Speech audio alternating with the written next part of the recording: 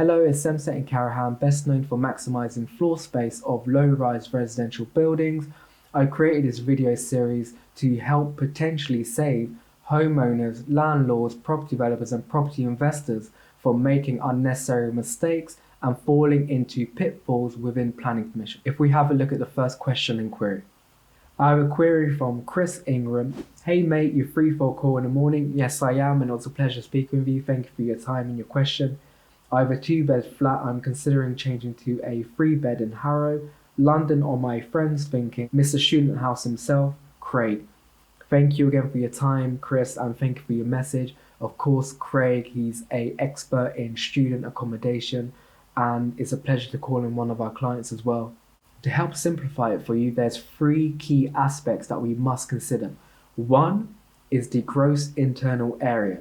2 is the external amenity requirements, and 3 is the internal amenity requirements. If we focus on the first category to establish whether your proposal is viable in principle, within Greater London, the gross internal area requirement for a 3-bedroom unit and 4 occupants is 74 meters squared. For 2-bedroom and 3 occupants, it's 61.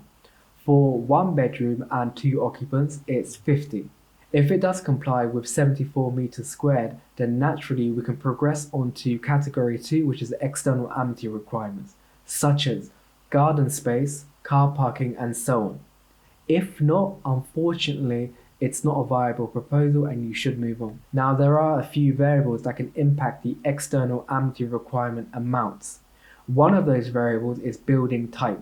We have a terrace building, we have a semi-detached, a detached, a block of flats, and we also have a mixed use commercial and residential. If your residential unit falls within a mixed use building that has high public transport rating, then the requirements for parking will be lower.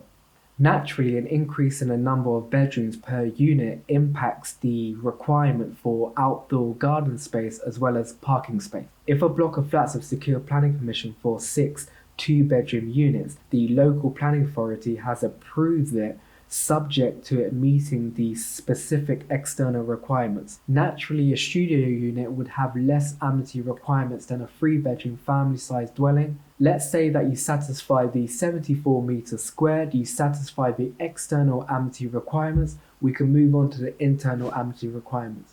Of course, every existing bedroom and proposed bedroom must have an outlook-in window. The internal layout should also benefit from internal storage. For a 1-bedroom unit, it's 1.5 meters squared, and for every occupant beyond that, it's an additional 0.5 meters squared.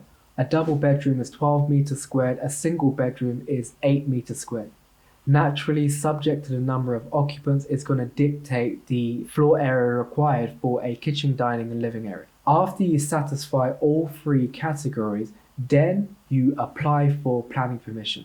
Subject to the scope of works, then you may be able to apply for a non-material amendment application, or you may require a full planning application.